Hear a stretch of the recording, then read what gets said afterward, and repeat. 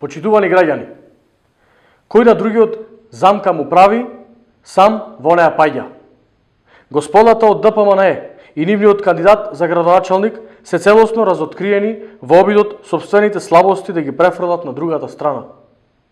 Веќе трета недела, како фамозниот Стентон не го вадат од уста, па го навеле и Мицковски на тоа, а не му ја кажале вистината.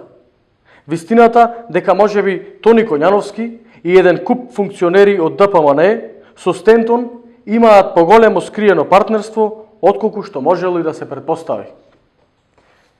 Тони Коњановски и сам јавно не негираше дека неговото семејство го користи имотот на Стентонот во Скопје. Па прашуваме, зошто семејството на Тони Коњановски спие во станот на Стентонот во Скопје? Колку време Стентоновиот имот им стои на располагање? Дали и кои други услуги Стентонот му ги обезбедува на Коњановски, особено сега за време на изборите?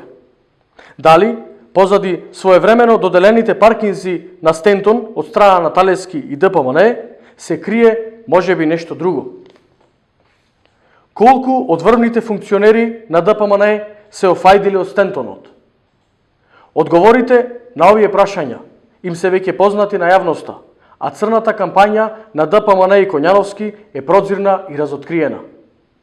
Тоа граѓаните ќе го казнат, особено затоа што веќе на површина излегува истата режимска матрица која повеќе од деценија го тероризираше нашето општество.